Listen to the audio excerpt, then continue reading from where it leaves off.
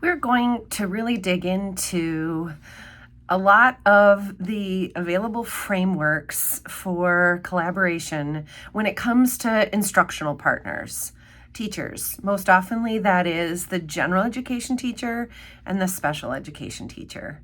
We're kind of pulling through and continuing case study number 5 from last week, and I'm hoping in this initial part of our lecture to make some connections for you when we think about that instructional partner, the teacher collaboration framework and the relationship.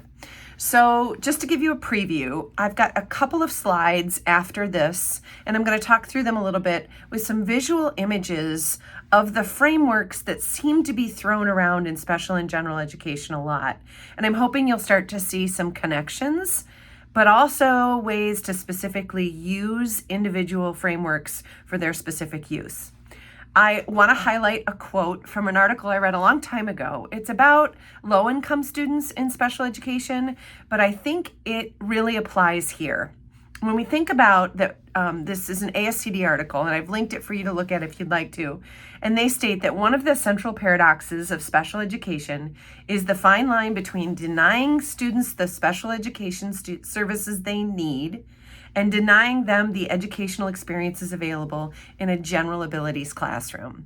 I want to acknowledge that, I want to embrace that, and I want to talk about how, as an IEP team, parents, student, related service providers, gen ed teachers, special ed teacher, administrators, anybody who's on that team, we collaborate and make those decisions together because we know that there's dissonance there. We know there's dissonance between those special education services, often hardcore academic skills, and the educational experiences that are available in their general education classroom, their least restrictive environment. So let's make some connections. And what I would like to do is first have you consider MTSS and general education, knowing of that typical triangle and knowing that at the base of our triangle, most students will respond to evidence-based strategies. And we talk very frequently about how universal design for learning is how we know every student can have access to the general education curriculum. And then we take a look at the middle of the triangle, and we know that not every student fits in that round hole. Sometimes we have a square peg and a round hole, and those students require differentiated instruction. Those students may need some support. They may need to look at learning a little differently. They may need to have their environment changed. Those are just some general suggestions. The very top of that triangle, the fewest number of students, and very often our students who qualify as students with disabilities, need individualized and specifically designed instruction.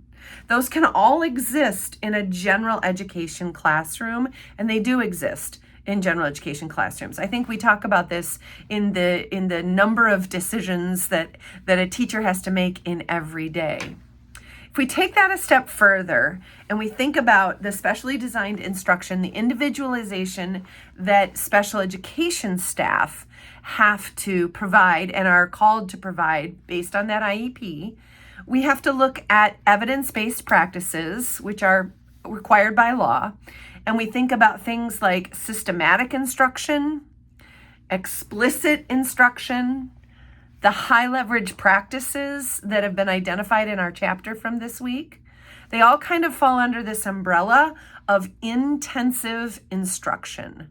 Those are all evidence-based frameworks for special education. They've been identified by research as frameworks that work for individuals with disabilities, students with disabilities. So think about that. I've given you an image and a couple of slides as all of them falling under an umbrella of services that we can employ, frameworks we can employ as they are needed. And then lastly, the last 2 slides just really define what it means to be evidence-based and research-based and promising practices, remembering that all of these things that I'm talking about do have a research and an evidence-based, and that is required by law, especially our high leverage practices. That's where I think I'd like you to dig in most deeply this week. I think it's about slide 12 I have the visual of the newly reorganized, it's called the HLP Refresh, newly reorganized chart for the 22 practices that have been identified as the most impactful on our students' learning. I'd really like you to take a close look at the red section, the collaboration section, in order to think about this week how general and special education teachers work together, but also to dive in a little bit deeper with case study number 5. The image is a bit small, so I've included a couple of links for you to dig into and explore a little bit more as part of your required reading for this week.